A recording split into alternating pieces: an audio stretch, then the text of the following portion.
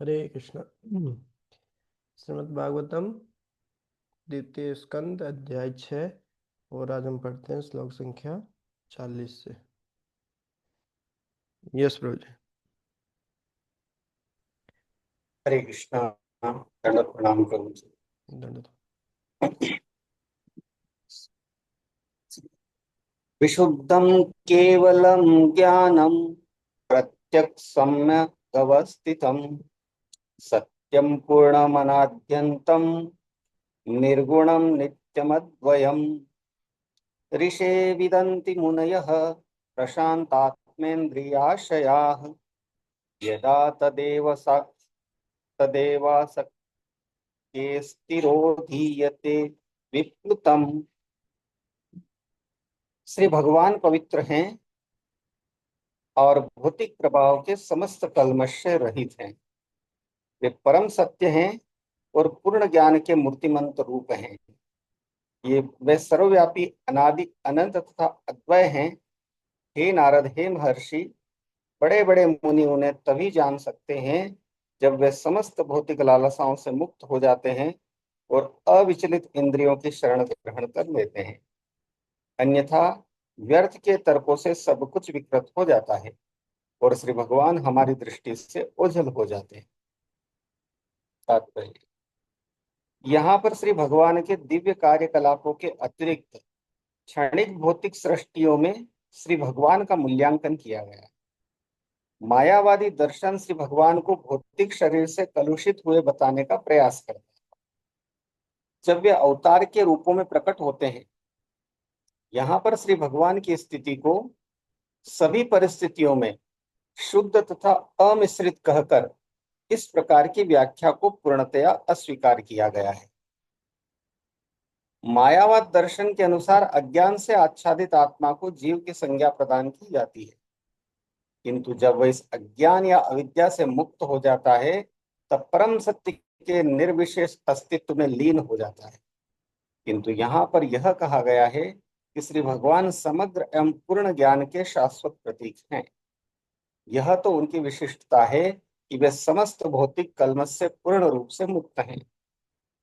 यह विशेषता सामान्य व्यक्तिगत जीवों से श्री भगवान को पृथक करती है, क्योंकि जीवों में अज्ञान के वशीभूत होने की प्रवृत्ति पाई जाती है और इस तरह वे भौतिक उपाधियां ग्रहण करते हैं। वेदों में कहा गया है कि श्री भगवान विज्ञानम आनंदम है, अर्थात ज्ञान तथा आनंद से पूर्ण है। बद्ध जीवों की तुलना उनसे नहीं की जा सकती, क्योंकि ऐसे जीवों में कल्मशग्रस्त होने की प्रवृत्ति पाई जाती है।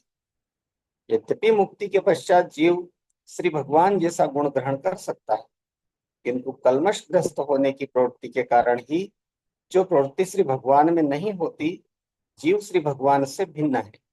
वेदों में कहा गया है, शुद्धम अपाप विद्धम।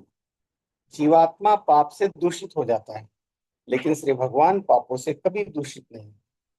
श्री भगवान की उपमा शक्तिशाली सूर्य से दी गई है।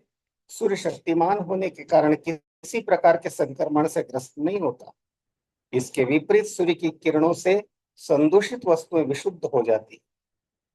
इसी तरह श्री भगवान कभी भी पापों से कल्मशग्रस्त नहीं होते, अपितु पापी जीव उनके संसर्ग में आकर पवित्र हो जाते हैं। इसका अर्थ यह हुआ कि श्री भगवान भी सूर्य के समान सर्वव्यापी हैं। फलस्वरूप इस श्लोक में प्रत्यक्ष शब्द का उपयोग हुआ है। श्री भगवान के शक्तिशाली विस्तारों के अस्तित्व से कोई वस्तु बाहर नहीं है। श्री भगवान सबके भीतर हैं और व्यक्तिगत जीव के कार्यकलापों से प्रभावित हुए बिना वे सबको आच्छादित करने वाले भी हैं। अतएव वे असीम हैं और जीव अति सूक्ष्म है। वेदों में कहा गया है कि अकेले श्री भगवान का ही अस्तित्व है और अन्य सबका अस्तित्व उन पर निर्भर है। वे हरेक की अस्तित्व की क्षमता के जनन आधार हैं। वे समस्त सापेक्ष सत्यों के परम सत्य हैं। वे प्रत्येक जीव के ऐश्वर्य के स्रोत हैं। अतएव ऐश्वर्य में कोई उनकी समता नहीं कर सकता। समस्त ऐश्वर्यों, धन, यश, बल, सौंदर्य, ज्ञान तथा त्याग से पूर्ण होने के कारण निश्चित ही वे परम पुरुष हैं। चूंकि वे परम पुरुष हैं, अतएव उनमें अनेक व्यक्तिगत गुण हैं, भले ही वे भौतिक गुणों से परे होते हैं। हम पहले ही इत्तम भूत गुणो हरिः श्रीमद् भागवतम 1.7.10 इस कथन की व्याख्या कर चुके हैं। उनके दिव्य गुण इतने आकर्षक हैं कि मुक्तात्मा आत्माराम तक उनसे आकृष्ट होते हैं। यद्यपि वे समस्त व्यक्तिगत गुणों से युक्त हैं, तो भी वे सर्वशक्तिमान हैं। अतः उन्हें स्वयं कुछ करना नहीं होता, क्योंकि उनकी सर्वथा सामर्थ्यवान शक्तियों से सब कुछ संपन्न हो जाता है। इसकी भी पुष्टि वैदिक मंत्र द्वारा हुई है। पराश शक्ति विविधेव श्रूयते स्वाभाविकी ज्ञान बल क्रिया च। इससे श्री भगवान के विशिष्ट आध्यात्मिक स्वरूप का संकेत मिलता है, जिसका भौतिक इंद्रियों द्वारा कभी अनुभव नहीं होता। उनका दर्शन तभी किया जा सकता है जब इंद्रियां भक्तिमय सेवा द्वारा शुद्ध हो जाती है। यमे वैश वृणुते तेन लभ्य। इस तरह श्री भगवान तथा जीवों में कई मूल बातों में अंतर है। किसी की तुलना श्री भगवान से नहीं की जा सकती। जैसा कि वेदों में की घोषणा है, एक मेवा द्वितीयम ब्रह्म वेत्वा द्वे भयम भवति। श्री भगवान का कोई प्रतियोगी नहीं है, अतः उन्हें किसी से न तो भय है, न कोई उनके समान हो सकता है। यद्यपि वे समस्त जीवों के मूल कारण हैं, किंतु उनमें तथा अन्य जीवों में मूलभूत अंतर है। अन्यथा पिछले श्लोक में यह कहने की आवश्यकता न होती कि कोई उन्हें 100% यथार्थ रूप में नहीं जान सकता। न यम विदन्ति तत्त्वेन। इस श्लोक में भी यह बताया गया है कि उन्हें कोई भी पूर्ण रूप से नहीं जान सकता, लेकिन कुछ सीमा तक उन्हें समझ पाने के लिए आवश्यक योग्यताओं का उल्लेख यहाँ किया गया है। केवल प्रशांत अर्थात श्री भगवान के विशुद्ध भक्त ही उन्हें पर्याप्त सीमा तक जान पाने में समर्थ हो पाते हैं। इसका कारण यह है कि भक्तों को उनके जीवन में किसी वस्तु की कामना नहीं होती। वे तो उनके आज्ञाकारी दास बने रहना चाहते हैं, लेकिन अन्य लोग जैसे कि ज्ञान मार्गी दार्शनिक, योगी तथा सकाम कर्मी, उनकी कुछ न कुछ मांग रहती है, अतः वे प्रशांत नहीं हो सकते। सकाम कर्मी अपने कर्म का पुरस्कार चाहते हैं, योगी जीवन की कोई सिद्धि चाहते हैं, और ज्ञान मार्गी दार्शनिक श्री भगवान के अस्तित्व में लीन होना चाहते हैं। किंतु जब तक इंद्रिय तृप्ति की मांग बनी रहती है, तब तक प्रशांत होने का अवसर नहीं आता। इसके विपरीत अनावश्यक शुष्क तर्कों से सारा मामला बिगड़ जाता है, और इस तरह से भगवान हमारी समझ से और भी दूर हो जाते हैं। किंतु शुष्क चिंतक तपस्या आत्म संयम के सिद्धांतों का पालन करते रहने के कारण श्री भगवान के निर्विशेष पक्ष को उस सीमा तक जान सकते हैं। फिर भी वे उनके परम गोविंद स्वरूप को नहीं समझ सकते, क्योंकि जो पूर्ण रूप से निष्पाप है या अमलात्मन है, वे ही श्री भगवान की शुद्ध भक्ति को अंगीकार करते हैं, जिसकी पुष्टि श्रीमद् भगवद गीता 7.28 में हुई है। येषाम तंतगतम पापम जनानाम पुण्य कर्मणाम ते द्वंद्व मोह निर्मुक्ता भजन्ते माम दृढ़ता। हरे कृष्ण। हरे कृष्ण। तो वास्तव में इतना आसान नहीं है ना शुद्ध भक्ति करना। बोल रहे हैं कि ये शाम तो अंतगतम पापम जनानाम पुण्य कर्मणाम, जिनके पापों का अंत हो गया है वही वास्तव में इस प्रकार से शुद्ध भक्ति कर सकते हैं, द्वंद्व और मोह मोह से निर्मुक्त होके। भजनते माम दृढ़ता, दृढ़ व्रत के साथ। बाकी ज्ञान मार्ग पे हो सकता है, कोई ध्यान मार्ग पे हो सकता है, को ना कोई या सकाम कर्म है, कर्म योग है, निष्काम कर्म योग, सकाम कर्म योग, फिर ज्ञान योग। अ, निष्काम कर्म करता है तो ज्ञान अपने आप आता है, उससे फिर व्यक्ति भगवान पे ध्यान करना शुरू करता है, फिर भक्ति योग पे आता है। और जब तक भक्ति योग नहीं करेगा तब तक तीनों गुणों से बाहर नहीं निकल सकता व्यक्ति। तो इसमें प्रभा जी वही बता रहे हैं। और हमेशा कि भगवान एक भगवान होके सब जगह अपनी कार्य करेंगे तो बोलो उनकी शक्ति अक्षय हो जाएगा, मायावादी लोग इस तरीके से बोलते हैं।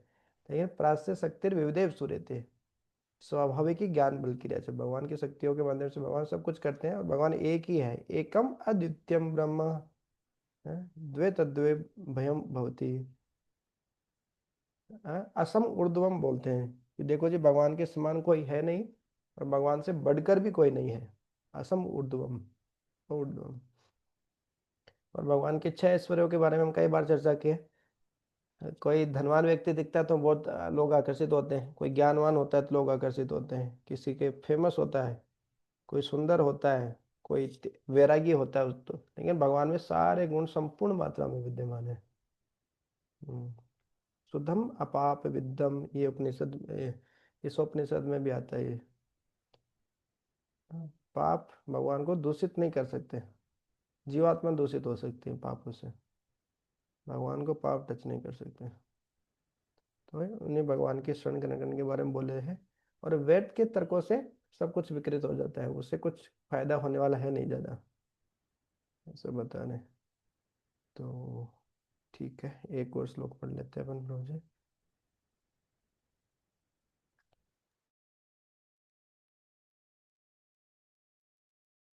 आद्योऽवतारः पुरुषः परस्य कालः स्वभावः सदसन्मनश्च द्रव्यं विकारो गुण इन्द्रियाणि विराट स्वराट स्था नास्त्युच्चारिष्णु भिन्नः।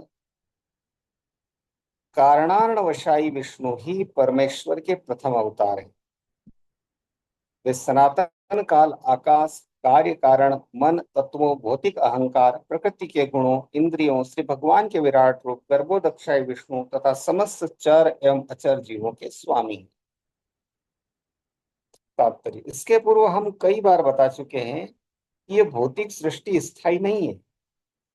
यह भौतिक सृष्टि सर्वशक्तिमान ईश्वर की भौतिक शक्ति का अस्थायी प्रदर्शन मात्र। यह भौतिक प्राकट्य उन बद्ध जीवों को स्व अवसर प्रदान करने के लिए आवश्यक है जो दिव्य प्रेमा भक्ति द्वारा श्री भगवान के साथ संबंध बनाने के इच्छुक नहीं होते।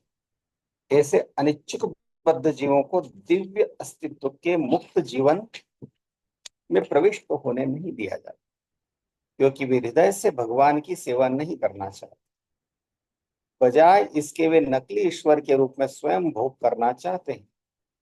सारे जीव वैधानिक रूप से श्री भगवान के सनातन सेवक हैं, किंतु उनमें से कुछ अपनी स्वतंत्रता का दुरुपयोग करने के कारण सेवा करना नहीं चाहते। अतएव उन्हें भौतिक प्रकृति अर्थात माया या भ्रम का भोग करने दिया जाता है। यह भ्रम कहलाता है, क्योंकि माया के चंगुल में फंसे जीव वास्तविक भोक्ता नहीं होते। यद्यपि माया द्वारा मोहग्रस्त होने के कारण वे अपने आप को ही भोक्ता समझते हैं, ऐसे मोहग्रस्त जीवों पर रह रहकर अवसर प्रदान किया जाता है कि वे भौतिक प्रकृति के मिथ्या स्वामी बनने की अपनी विकृत प्रवृत्ति को सुधार ले।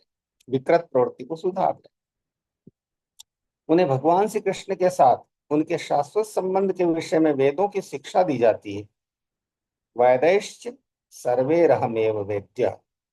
अतएव इस अस्थायी भौतिक सृष्टि की अभिव्यक्ति श्री भगवान की बहिरंगी भौतिक शक्ति का प्रदर्शन और संपूर्ण खेल की व्यवस्था करने के लिए श्री भगवान कारणोदक्षाय विष्णु के रूप में उसी प्रकार अवतरित होते हैं जिस प्रकार सरकारी कार्यों की अस्थायी देखरेख के लिए एक दंडाधिकारी की नियुक्ति सरकार द्वारा की जाती है।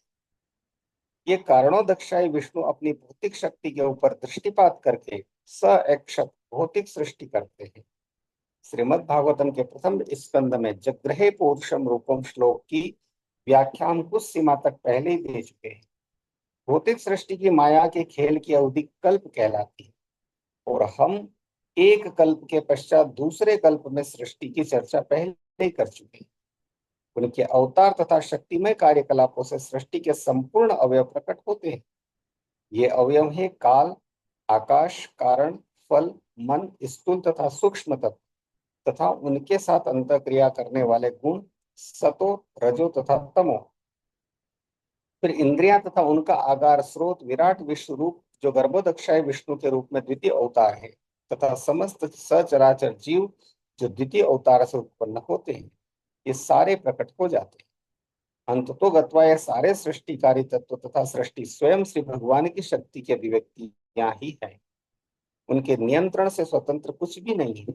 भौतिक सृष्टि में पहला अवतार कारणार्णवशायी विष्णु के रूप में है, जो आदि भगवान श्री कृष्ण के पूर्णांश, जिनका वर्णन ब्रह्म संहिता 5.48 में इस प्रकार हुआ है। यशे कनिश्चित कनिश्वसित काल मथावलंब्य जीवन्ति लोम बिलजा जगदंडनाथाः विष्णुर्महान् स इह यश्च कला विशेषो गोविंदमादि पुरुषम तमहम भजामि। सारे अनंत ब्रह्मांड महाविष्णु या कारण वर्षाई विष्णु के श्वासोच्छ्वास की अवधि तक ही रहते हैं। ये आदि भगवान श्री कृष्ण या गोविंद के केवल पूर्णांश हैं। हरे कृष्ण। अहम भवो इमे प्रजेशा दक्षादयो ये भवदादयश्च स्वर्लोकपालाः खगलोकपाला नृलोकपालास्तलोकपालाः गन्धर्वविद्याधरचारणेशा ये यक्षरक्षोरगनाथ गाथा ये वा ऋषीणां ऋषभा पितॄणां तेत्तेन्द्र सिद्धेश्वर दानवेन्द्राः अन्ये च ये प्रेत पिशाच भूत कुष्माण्डय दयादो मृगपक्षधीशा यत्किञ्चिलोके भगवन्महस्व दोजसहस्वत् बलवत् क्षमावत् विभूत्यात्म वदद्भुतारणं तत्त्वं परम रूप वद स्वरूपम्। मैं स्वयं ब्रह्मा, शिव, भगवान श्री विष्णु, दक्ष आदि प्रजापति, तुम श्री नारद मुनि तथा कुमारगण, इंद्र तथा चंद्र जैसे देवता, भूलोक के नायक, अधोलोक के नायक, गंधर्व लोक के नायक, विद्याधर लोक के नायक, चारण लोक के नायक, यक्षों राक्षसों तथा उर्गों के नेता, महर्षि, बड़े बड़े दैत्य, बड़े बड़े नास्तिक तथा अंतरिक्ष पुरुष तथा भूत प्रेत असुर जिन्न कुष्मांड, बड़े बड़े जलचर, बड़े बड़े पशु तथा पक्षी इत्यादि या दूसरे शब्दों में ऐसी कोई भी वस्तु जो बल, ऐश्वर्य, मानसिक तथा इंद्रिय कौशल, शक्ति, क्षमा, सौंदर्य, विनम्रता, ऐश्वर्य तथा प्रजनन से युक्त हो, चाहे रूपवान या रूपहीन, वे सब भले ही विशिष्ट सत्य तथा श्री भगवान के रूप प्रतीत हो, लेकिन वास्तव में वे वैसे हैं नहीं। वे सभी श्री भगवान की दिव्य शक्ति के अंश मात्र हैं। तात्पर्य: ऊपर की सूची में जिनके नाम हैं, उनमें ब्रह्मांड के प्रथम प्राणी ब्रह्मा से लेकर शिव, भगवान श्री विष्णु, श्री नारद मुनि तथा अन्य शक्तिशाली देवता, मनुष्य, अति मानव, मुनि, ऋषि तथा अद्वितीय शक्ति एवं ऐश्वर्य वाले निम्न प्राणी जिसमें भूत, असुर, प्रेत, जिन्न, जलचर, पक्षी तथा पशु सम्मिलित हैं, ये सब परमेश्वर प्रतीत हो सकते हैं, किंतु वास्तव में इनमें से एक भी परमेश्वर नहीं है। इनमें से हर एक में परमेश्वर की महान शक्ति का एक अंश ही रहता है। अल्पज्ञ मनुष्य भौतिक घटनाओं के आश्चर्यजनक कार्यों को देखकर उसी प्रकार विस्मित रह जाते हैं जिस प्रकार आदिवासी वज्रपात विशाल वटवृक्ष या जंगल में उत्तुंग पर्वत देखकर विस्मित होते हैं। ऐसे अविकसित मानवों के लिए श्री भगवान की शक्ति का रंचमात्र प्रदर्शन भी मोहने वाला होता है। इससे आगे सभ्य मनुष्य देवी देवताओं की शक्ति से मोहित होते हैं। अतएव जो लोग श्री भगवान के विषय में कोई वास्तविक जानकारी के बिना श्री भगवान की सृष्टि की किसी भी वस्तु की शक्ति से चकित होते हैं, वे शाक्त या महान शक्तियों के पूजक कहलाते हैं। आधुनिक विज्ञानी भी प्राकृतिक घटनाओं की आश्चर्यजनक प्रतिक्रियाओं से मोहित हो जाते हैं, अतएव वे भी शाक्त हैं। ये निम्न कोटि के व्यक्ति धीरे धीरे उठकर सूर्य, सूर्यदेव के उपासक या गणपति के रूप में जनता जनार्दन या दरिद्र नारायण इत्यादि अर्थात जनता के पूजक बन जाते हैं और फिर अमर आत्मा की खोज में शिव की उपासना करने वालों के स्तर तक उठ जाते हैं। फिर वे भगवान श्री विष्णु परमात्मा आदि की पूजा करने वालों के स्तर तक पहुंच जाते हैं, किंतु उन्हें आदि भगवान मूल विष्णु रूप गोविंद या भगवान श्री कृष्ण की कोई जानकारी नहीं होती। अन्य विधियों में कुछ लोग जाति, राष्ट्रीयता, पक्षी, पशु, प्रेत, असुर इत्यादि के पूजक होते हैं। जनता में कष्टों के स्वामी शनिदेव तथा चेचक की देवी शीतला देवी की पूजा सामान्य है और ऐसे अनेक मूढ़ हैं जो जनता के दरिद्रों की पूजा करते हैं, दरिद्रों की पूजा करते हैं। अतः विभिन्न व्यक्ति, समाज तथा परिवार श्री भगवान की किसी न किसी शक्ति में अभिव्यक्ति की पूजा करते हैं और उसे त्रुटिवश ईश्वर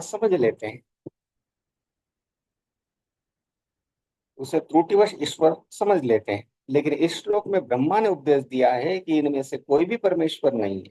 वे आदि शक्तिमान भगवान श्री कृष्ण के मूल मोर पंख से उधार लिए हुए पंख जैसे हैं।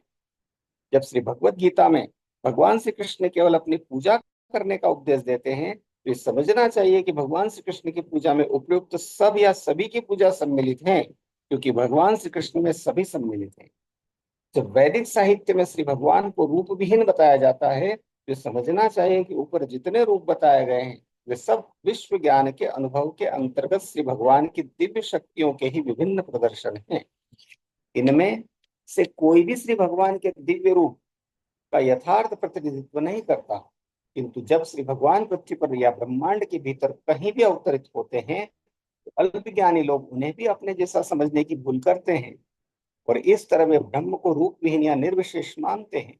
वास्तव में श्री भगवान न तो रूप विहीन है, न ही वे विराट रूपों के भीतर अनुभव किए जाने वाले बहु रूपों में से किसी से संबंधित होते हैं। मनुष्य को ब्रह्मा के उपदेश का पालन करते हुए श्री भगवान विषय सत्य को जानने का प्रयास करना चाहिए। हरे कृष्ण। हरे कृष्णा। तो वास्तव में ये जो प्रसंग है बहुत ही डीप है, गहरा विषय है, विषय वस्तु है। सामान्यतः हम सुनते हैं ऐसे कि देखिए जी, हरि हर में भेद नहीं करना चाहिए, हरि हर में भेद करोगे नरक जाओगे आप। शिव जी और विष्णु जी सब एक ही हैं, सबको एक ही स्तर पे मानिए आप।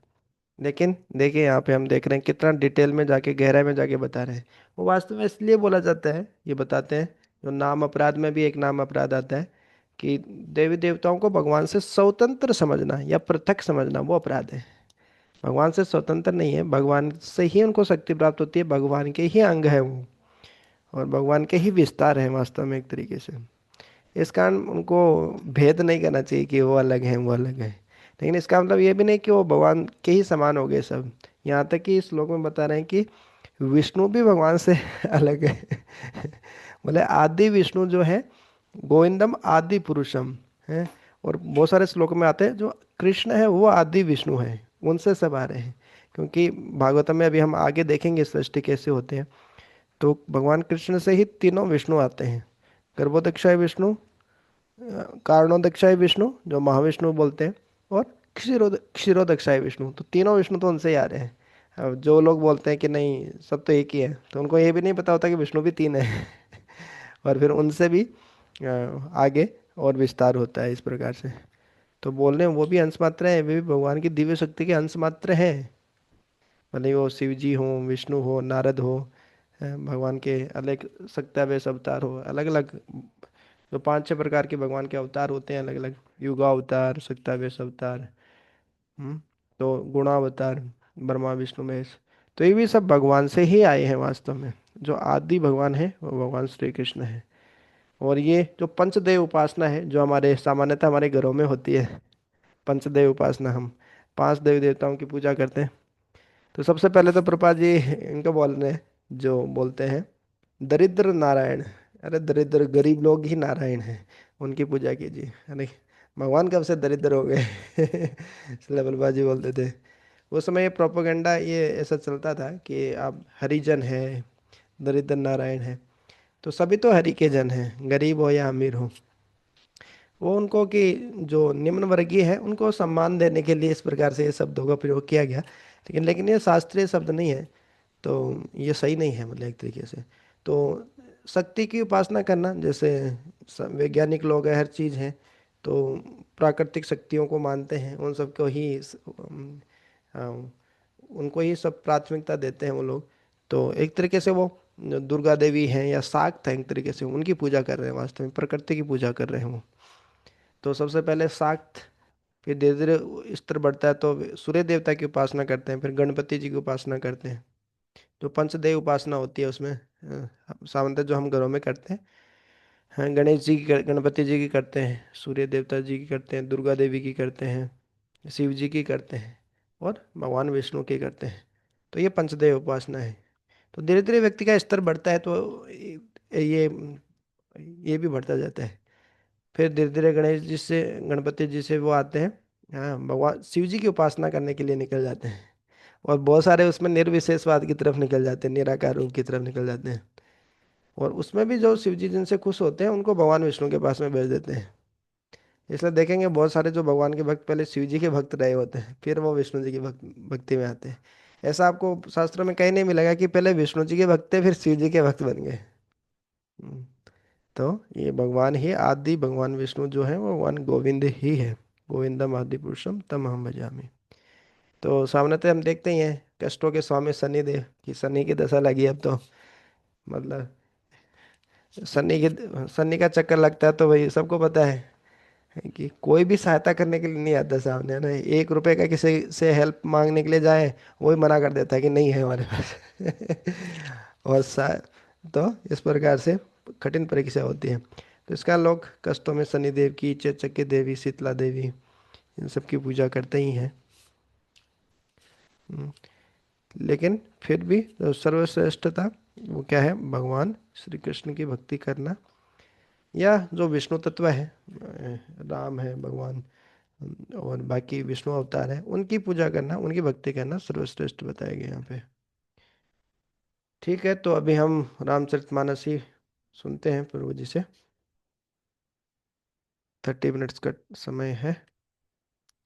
हरे कृष्ण।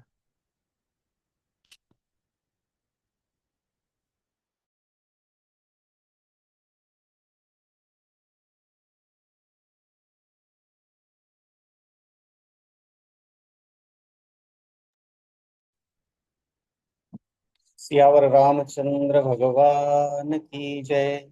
श्री हनुमान जी महाराज की जय। जुगति बेदि पुनि पोहियहि, रामचरित बरताग। परिहर बहिरहि सज्जन विमल उर, शोभा अति अनुराग। उन कविता रूपी मुक्तामणियों को युक्ति से बेच कर फिर रामचरित रूपी सुंदर तागे में पिरोकर सज्जन लोग अपने निर्मल हृदय में धारण करते हैं, जिससे अत्यंत अनुराग रूपी शोभा होती है, वे आत्यंतिक प्रेम को प्राप्त होते हैं।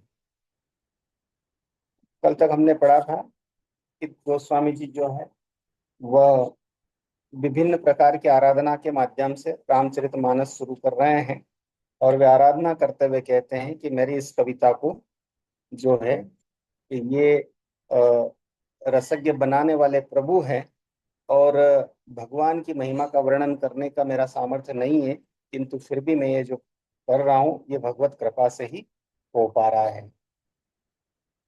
जे जन में कलि काल कराला, कर तब बायस बेश मराला। चलत कुपंथ बेद मग छाड़े, कपट कलेवर मल कलिमल भाड़े।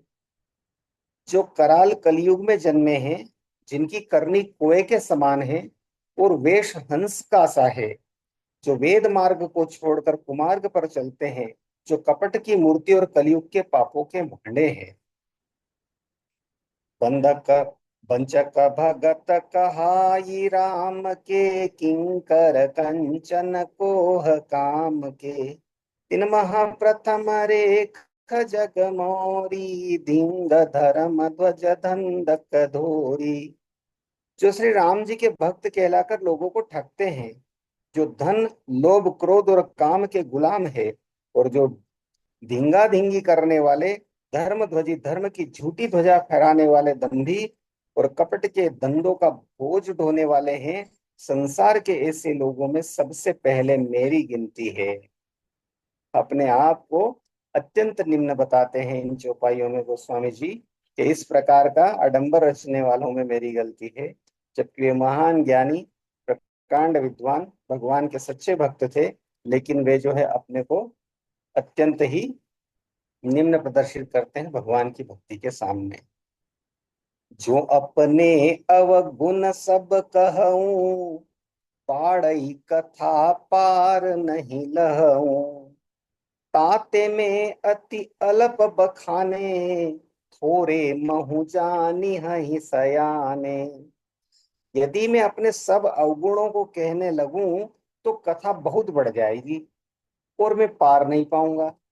इससे मैंने बहुत कम अवगुणों का वर्णन किया है, बुद्धिमान लोग थोड़े में ही समझ लेंगे। समुझी विविध विधि बिनती मोरी, को न कथा सुनि दे हई खोरी। एते हूँ पर करी हई जे असंका, मोहिते अधिक ते जड़ मति रंका। मेरी अनेकों प्रकार की विनती को समझकर कोई भी इस कथा को सुनकर दोष नहीं देगा। इतने पर भी जो शंका करेंगे वे तो मुझसे भी अधिक मूर्ख और बुद्धि के कंगाल हैं। कभी न हो नहीं चतुर कहावऊं, मति अनुरूप राम गुण गावऊं। कह रघुपति के चरित अपारा, कह मति मोरी निरत संसारा। मैं न तो कवि हूं न चतुर कहलाता हूं, अपनी बुद्धि के अनुसार से राम जी के गुण गाता हूं। कहाँ तो श्री रघुनाथ जी के अपार चरित्र, कहाँ संसार में आसक्त मेरी बुद्धि। जेहि मारुत गिरि मेरु उड़ाही, कहूँ तूल के ही लेखे माही। समुझत अमित राम प्रभुताई, करत कथा मन अति कदराई। जिस हवा से सुमेरु जैसे पहाड़ उड़ जाते हैं, कहिए तो उसके सामने रुई किस गिनती में है। श्री राम जी की असीम प्रभुता को समझकर कथा रचने में मेरा मन बहुत हिचकता है। शारद से समहेश विधि, आगम निगम पुराण। नेति नेति कही जा सुगुन, करहि निरंतर गान। जिस सरस्वती जी, शेष जी, शिव जी, ब्रह्मा जी, शास्त्र वेद और पुराण ये सब नेति नेति कहकर, पार नहीं पाकर ऐसा नहीं कहते हुए सदा जिनका गुणगान किया करते हैं। सब जानत प्रभु प्रभुता सोई, तदपि कहे बिनु रहा न कोई। तहाँ वेद अस कारण राखा, भजन प्रभाव भांति बहुभाषा। यद्यपि प्रभु श्री रामचंद्र जी की प्रभुता को सब ऐसी अकथनीय ही जानते हैं, तथापि वे बिना तथापि कहे बिना कोई नहीं रहा। इसमें वेद ने ऐसा कारण बताया है कि भजन का प्रभाव बहुत तरह से कहा गया है। अर्थात भगवान की महिमा का पूरा वर्णन तो कोई कर नहीं सकता, परंतु जिससे जितना बन पड़े उतना भगवान का गुणगान करना चाहिए, क्योंकि भगवान के गुणगान रूपी भजन का प्रभाव बहुत ही अनोखा है। उसका नाना प्रकार से शास्त्रों में वर्णन है। थोड़ा सा भी भगवान का भजन मनुष्य को सहज ही भवसागर से तार देता है। जिस प्रकार से भागवतम में और बाकी ग्रंथों में भी भगवान के भजन की महिमा का वर्णन किया गया, उसी के बारे में गोस्वामी जी यहाँ कह रहे हैं कि हम यथासंभव अनवरत भगवान के भजन में हमें अपनी प्रीति रहना चाहिए और लगे रहना चाहिए। एक अनीह अरूप अनामा, अज सच्चिदानंद परधामा। व्यापक भी स्वरूप भगवाना, तेहि दरि देह चरित कृत नाना। जो परमेश्वर एक हैं, जिनकी कोई इच्छा नहीं है, जिनका कोई रूप और नाम नहीं है, जो अजन्मा सच्चिदानंद और परम धाम है, और जो सब में व्यापक एवं विश्व रूप है, उन्हीं भगवान ने दिव्य शरीर धारण करके नाना प्रकार की लीला की है। ये बात अभी हमने भागवतम में भी तात्पर्य में इससे रिलेटेड पढ़ी थी। सो केवल भगतन हित लागी, परम कृपाल प्रणत अनुरागी। जेहि जन पर ममता अति छोहु, जेहि करुणा करि किन्नन कोहु। वह लीला केवल भक्तों के हित के लिए ही है, क्योंकि भगवान परम कृपालु है और शरणागत के बड़े प्रेमी हैं, जिनकी भक्तों पर बड़ी ममता और कृपा है। जिन्होंने एक बार जिस पर कृपा कर दी, उस पर फिर कभी क्रोध नहीं किया। गई बहोर गरीब निवाजू, सरल सबल साहिब रघुराजू। बुध बर नहीं हरि जस अस जानी, करहि पुनीत सुफल निज बानी। वे प्रभु श्री रघुनाथ जी गई हुई वस्तु को फिर प्राप्त कराने वाले, गरीब निवाज, दीन बंधु, सरल स्वभाव, सर्वशक्तिमान और सबके स्वामी हैं। यही समझकर बुद्धिमान लोग उन श्री हरि का यश वर्णन करके अपनी वाणी को पवित्र और उत्तम फल, मोक्ष और दुर्लभ भगवत प्रेम देने वाली बनाते। तेहि बल ने रघुपति गुण गाथा, कहियऊ नाई राम पद माथा। मुनि न प्रथम हरि कीर्ति गाई, तेहि मग चलत सुगम मोहि भाई। उसी बल से, महिमा का यथार्थ वर्णन नहीं परंतु महान फल देने वाला भजन समझकर भगवत कृपा के बल पर ही मैं श्री रामचंद्र जी के चरणों में सिर नवाकर श्री रघुनाथ जी के गुणों की कथा कहूंगा। इसी विचार से वाल्मीकि व्यास आदि मुनियों ने पहले हरि की कीर्ति गाई है। भाई, उसी मार्ग पर चलना मेरे लिए सुगम होगा। अति अपार जे सरित बर, जो नृप से तु कराही। चढ़ी पिपली कऊ परम लघु, बिनु श्रम पार ही जाहि। जो अत्यंत बड़ी श्रेष्ठ नदियां हैं, यदि राजा उन पर पुल बंधा देता है तो अत्यंत छोटी चींटियां भी उन पर चढ़कर बिना ही परिश्रम के पार चली जाती है। इसी प्रकार मुनियों के वर्णन के सहारे मैं भी श्री रामचरित्र का वर्णन सहज ही कर सकूंगा। हरे कृष्णा। प्रभु जी, आगे पढ़ना है, 7:40 होने को है। पढ़ सकते हैं प्रभु जी, आपके पास समय हो तो 8 बजे तक पढ़ सकते हैं अपन। अच्छा, ठीक।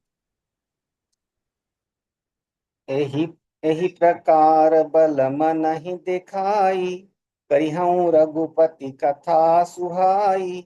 व्यास आदि कवि पुंगव नाना, जिन सादर हरि सुजस बखाना। इस प्रकार मन को बल दिखलाकर मैं श्री रघुनाथ जी की सुहावनी कथा की रचना करूंगा। व्यास आदि जो अनेक श्रेष्ठ कवि हो गए हैं, जिन्होंने बड़े आदर से श्री हरि का सुयश वर्णन किया है। चरण कमल बंदहु तिन केरे, पूरवहु सकल मनोरथ मेरे।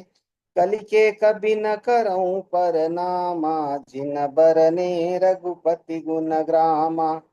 मैं उन सब श्रेष्ठ कवियों के चरण कमलों में प्रणाम करता हूँ, वे मेरे सब मनोरथ पूरा करें। कलयुग के भी उन कवियों को मैं प्रणाम करता हूँ जिन्होंने श्री रघुनाथ जी के गुण समूह का वर्णन किया है। जे प्राकृत कवि परम सयाने, भाषा जिन हरि चरित बखाने।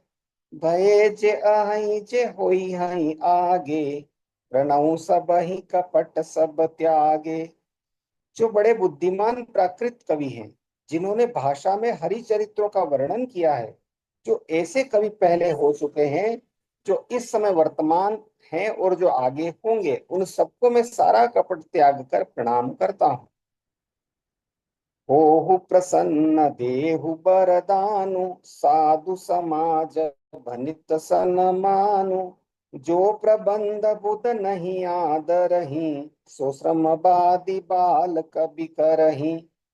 आप सब प्रसन्न होकर यह वरदान दीजिए कि साधु समाज में मेरी कविता का सम्मान हो, क्योंकि बुद्धिमान लोग जिस कविता का आदर नहीं करते, मूर्ख कवि ही उसकी रचना का व्यर्थ परिश्रम करते हैं।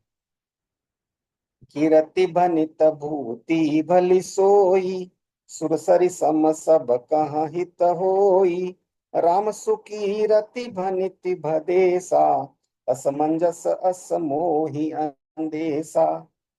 कीर्ति, कविता और संपत्ति वही उत्तम है जो गंगा जी की तरह सबका हित करने वाली हो।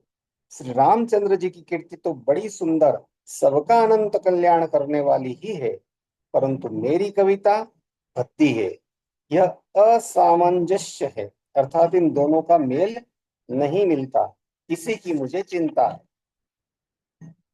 तुम्हारी कृपा सुलभ सो मोरे, सियनि सुहावनि टाट पटोरे। परंतु हे कवियों, आपकी कृपा से यह बात भी मेरे लिए सुलभ हो सकती है। रेशम की सिलाई टाट पर भी सुहावनी लगती है। सरल कवित की रति विमल, सोई आदर ही सुजान। सहज बयर बिसराई रिपु, जो सुनि करई बखान। चतुर पुरुष उसी कविता का आदर करते हैं जो सरल हो और जिसमें निर्मल चरित्र का वर्णन हो, तथा जिसे सुनकर शत्रु भी स्वाभाविक वैर को भूलकर सराहना करने लगे। हो न होई बिनु बिमल मति, मोहिमति बल अति थोर, करहूं कृपा हरि जस कहूं, पुनि पुनि करहूं निहोर। ऐसी कविता बिना निर्मल बुद्धि के होती नहीं, और मेरे बुद्धि का बल बहुत ही थोड़ा है, इसलिए बार बार निहोरा करता हूँ कि हे कवियों, आप कृपा करें जिससे मैं हरि यश का वर्णन कर सकूं। कवि को बिदर गुबर चरित, मानस मंजू मराल, बाल विनय सुनि सुरचि लखी, मो पर हो कृपाल। कवि और पंडित गण, आप जो रामचरित्र रूपी मानस सरोवर के सुंदर हंस हैं, मुझ बालक की विनती सुनकर और सुंदर रुचि देखकर मुझ पर कृपा करें। रामायण जहि निरमयऊ, बंदऊ मुनि पद कंज, दोष रहित दूषण सहित, सखर सुकोमल मंजु। मैं उन वाल्मीकि मुनि के चरण कमलों की वंदना करता हूँ जिन्होंने रामायण की रचना की है, जो खर राक्षस सहित होने पर भी खर कठोर से विपरीत बड़ी कोमल और सुंदर है, तथा जो दूषण सहित होने पर भी दूषण अर्थात दोष से रहित है। बंदौ चारिव वेद भव, बारिद बोहित सरिस, चिन्हि न सपने खेद, बरनत रघुबर बिसद जसु। मैं चारों वेदों की वंदना करता हूँ जो संसार समुद्र के पार होने के लिए जहाज के समान है, तथा जिन्हें श्री रघुनाथ जी का निर्मल यश वर्णन करते स्वप्न में भी खेद नहीं होता। बंदौ विधि पद रेनु भव सागर जेहि किन्न जहाँ, संत सुदा ससिधेनु, प्रगटे खल विष बारुनी। मैं ब्रह्मा जी के चरण रज की वंदना करता हूँ जिन्होंने बहुसागर बनाया, जहां से एक और संत रूपी अमृत चंद्रमा और कामधेनु निकले, और दूसरी ओर दुष्ट मनुष्य रूपी विष और मदिरा उत्पन्न हुए। विबुध दीप प्रबुध ग्रह चरण, बंदी कहूं कर जोरी, होई प्रसन्न पुरवहु सकल, मंजु मनोरथ मोरी। देवता ब्राह्मण पंडित ग्रह इन सबके चरणों की वंदना करके हाथ जोड़कर कहता हूँ कि आप प्रसन्न होकर मेरे सारे सुंदर मनोरथों को पूरा करें। पुनिबंदौ साग्रद सुर सरिता, जुगल पुनीत मनोहर चरिता, मज्जन पान पाप हर एका, कहत सुनत एक हर विवेका। फिर मैं सरस्वती जी और देव नदी गंगा जी की वंदना करता हूँ, दोनों पवित्र और मनोहर चरित्र वाली हैं। एक गंगा जी स्नान करने और जल पीने से पापों को हरती है, और दूसरी सरस्वती जी गुण और यश कहने और सुनने से अज्ञान का नाश कर देती है। गुरुपित मात महेश भवानी, प्रणवं दीन बंधु दिन दानी, सेवक स्वामी सखा सिय पी के, इतनी रूपधि सब विधि तुलसी के। श्री महेश और पार्वती जी को मैं प्रणाम करता हूँ, जो मेरे गुरु और माता पिता हैं, जो दीन बंधु और नित्य दान करने वाले हैं, जो सीतापति श्री रामचंद्र जी के सेवक स्वामी और सखा हैं, तथा मुझ तुलसीदास का सब प्रकार से कपट रहित सच्चा हित करने वाले हैं। कलि बिलोक की जगह हित हर गिरिजा, साबर मंत्र जाल जिन सिरिजा, अनमिल आखर अर्थ न जापू, प्रगट प्रभाव महेश प्रतापू।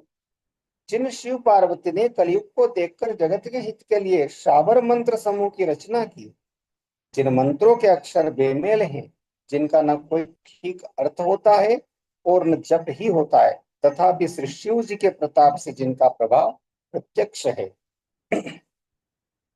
सो उमे समोहि पर अनुकूला, करहि कथा मुद मंगल मूला, सुमिर शिवा शिव पाई पसाऊ, वर्णौ राम चरित चित चाऊ। वे उमापति शिव जी मुझ पर प्रसन्न होकर श्री राम जी की इस कथा को आनंद और मंगल की मूल उत्पन्न करने वाली बनाएंगे। इस प्रकार पार्वती जी और शिव जी दोनों का स्मरण करके और उनका प्रसाद पाकर मैं चाव भरे चित्त से श्री रामचरित का वर्णन करता हूँ। बनित मोर शिव कृपा विभाति शशि समाज मिली मनहु सुराती। जे एहि कथई स्नेह समेता कहीं सुनी हई समुझ सचेता। होई हई राम चरण अनुरागी कलिमल रहित सुमंगल भागी। मेरी कविता श्री शिव जी की कृपा से ऐसी सुशोभित होगी जैसी तारागणों के सहित चंद्रमा के साथ रात्रि शोभित होती है। जो इस कथा को प्रेम सहित एवं सावधानी के साथ समझ बूझ कर कहें सुनेंगे वे कलयुग के पापों से रहित और सुंदर कल्याण के भागी होकर श्री रामचंद्र जी के चरणों के प्रेमी बन जाएंगे। सपने हूँ साचे हूँ मोहि पर जो हर गौरी पसाऊ। तो फुर हो जो कहें सब आशा भनिति प्रभाव। यदि मुझ पर श्री शिव जी और पार्वती जी की स्वप्न में भी सचमुच प्रसन्नता हो तो मैं इस भाषा कविता का जो प्रभाव कहा है वह सब सच हो। बंदौ अवधपुरी अति पावनी सरजू सरि कलि कलुष नसावनी।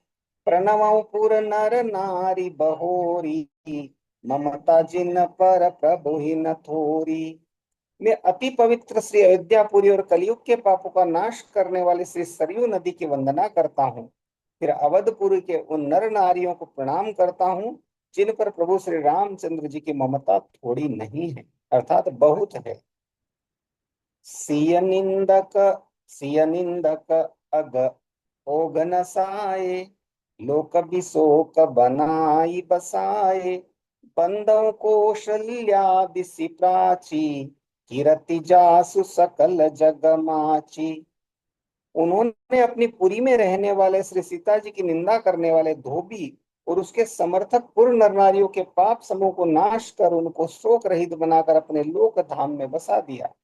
मैं कौशल्या रूपी पूर्व दिशा की वंदना करता हूँ जिसकी कीर्ति समस्त संसार में फैल रही है। प्रगटे जहाँ रघुपति शशि चारु विश्व सुख दखल कमल तुषारु। दशरथ राव सहित सब रानी सुकृत सुमंगल मूर्ति मानी। करहु प्रणाम करम मन बानी करहु कृपा सुत सेवक जानी। जिनहि बिरचि बड़ भयउ विधाता महिमा अवधि राम पितु माता।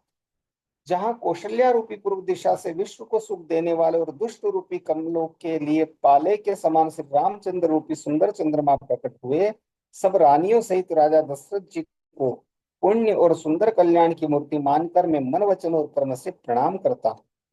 अपने पुत्र का सेवक जानकर वे मुझ पर कृपा करें जिनको रचकर ब्रह्मा जी ने भी बड़ाई पाई तथा जो श्री राम जी के माता और पिता होने के कारण महिमा की सीमा है। बंदौ अवध भुआल सत्य प्रेम जहि राम पद। बिछुरत दीन दयाल प्रिय तनु तृण इव परिहरेऊ। मैं अवध के राजा श्री दशरथ जी की वंदना करता हूँ जिनका श्री राम जी के चरणों में सच्चा प्रेम था जिन्होंने दीन दयालु प्रभु के बिछुड़ते ही अपने प्यारे शरीर को मामूली तिनके की तरह त्याग दिया। प्रणवहु परिजन सहित विदेहु जाहि राम पद गूढ़ सनेहु। जोग भोग मह राखे गोई राम बिलोकत प्रगटेहु सोई। मैं परिवार सहित राजा जनक जी को प्रणाम करता हूँ जिनका श्री राम जी के चरणों में गूढ़ प्रेम था जिसको उन्होंने योग और भोग में छिपा रखा था परंतु श्री रामचंद्र जी को देखते ही वह प्रकट हो गया।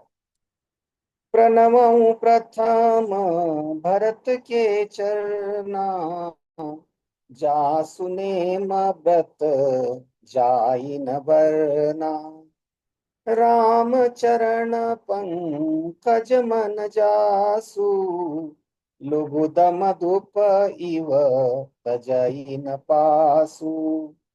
भाइयों में सबसे पहले मैं श्री भरत जी के चरणों को प्रणाम करता हूँ, जिनका नियम और व्रत वर्णन नहीं किया जा सकता, तथा जिनका मन श्री राम जी के चरण कमलों में भोरे की तरह लुभाया हुआ है, कभी उनका पास नहीं छोड़ता।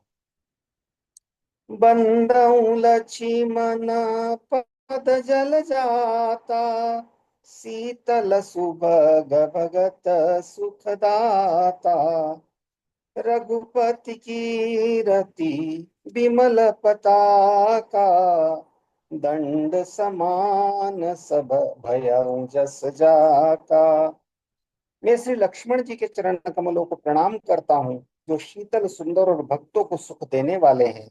श्री रघुनाथ जी की कीर्ति रूपी विमल पताका में जिनका लक्ष्मण जी का यश पताका को ऊंचा करके फहराने वाले दंड के समान हुआ। शेष सहस्त्र शीस जग कारण, जो अवतरे भूमि भय तारन, सदा सुसानु कुल रहमो पर, कृपा सिंधु सौमित्र गुना कर। जो हजार सिर वाले और जगत के कारण हजार सिरों पर जगत को धारण कर रखने वाले शेष जी हैं, जिन्होंने पृथ्वी का भय दूर करने के लिए अवतार लिया, वे गुणों की खानी कृपा सिंधु सुमित्रा नंदन श्री लक्ष्मण जी मुझ पर सदा प्रसन्न रहे।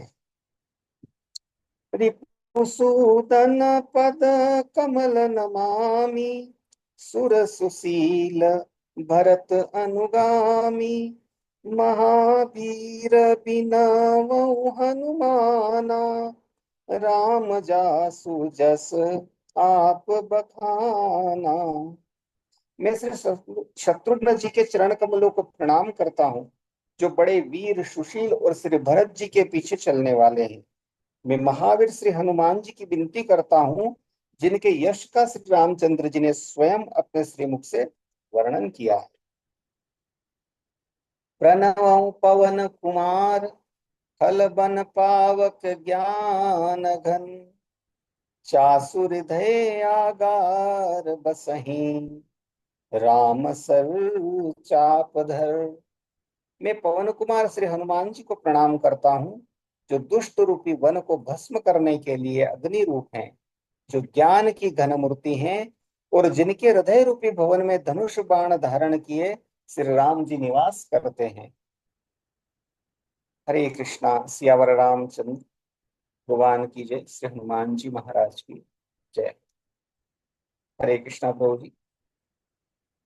अभी तक तुलसीदास जी महाराज, गोस्वामी जी महाराज जो है विभिन्न प्रकार से स्तुति कर रहे हैं, सभी की स्तुति कर रहे हैं। यहाँ तक कि जो मूढ़ मतिमंद मूर्ख लोग हैं, उनसे भी वे प्रणाम करते हुए निवेदन कर रहे हैं कि और नदियों से और श्री राम जी से, हनुमान जी महाराज से, भरत जी, शत्रुघ्न जी, लक्ष्मण जी से भी, और माता कौशल्य आदि से वे विनय अनुनय कर रहे हैं कि मेरे इस काव्य को आप जो है उस प्रकार से बनाएं कि जो सभी को ज्ञान प्रदान करने वाला हो, सभी को भाने वाला हो, रुचिदायक हो, और लोगों को भक्ति से जोड़ने वाला हो। अपने आप को अति मंद मान करके वे सबसे प्रार्थना करते हैं। ये उनका एक महान गुण है कि जो अपने को तुच्छ समझ करके वे इस महाकाव्य की रचना की ओर अग्रसर हो रहे हैं। हरे कृष्णा। हरे कृष्णा। तो भक्तों की यही विशेष बात होती है, सबसे कृपा लेना, न किसी को भी नहीं छोड़ना। बोले ये तो भगवान का भक्त नहीं है जी, इनसे क्या कृपा लेना है? नहीं, उनकी कृपा में भी, आशीर्वाद में भी हो सकती है। तो देख रहे हैं यहाँ पे, मतलब कि सबसे ही कृपा ले ली, बोले दुष्ट हो साधु हो साधु तो ठीक है, उसके साथ साथ देखे दुष्टों से भी ले रहे हैं। श्रीधर रोज जी, आप कुछ बताना चाहेंगे? हरे कृष्णा। आपके चरणों में, सब भक्तों के चरणों में दंडवत प्रणाम, कोटि कोटि प्रणाम। और बड़े भाग्य की बात है कि हम श्री रामचरितमानस का जो श्रवण कर रहे हैं, ये हमारे कोई पूर्व के कोई पुण्य उदय हो गए हैं, ताकि हमें पुनः सुनने को मिल रहा, नहीं तो बरसों हो गए। कुल मिला के बात ये है।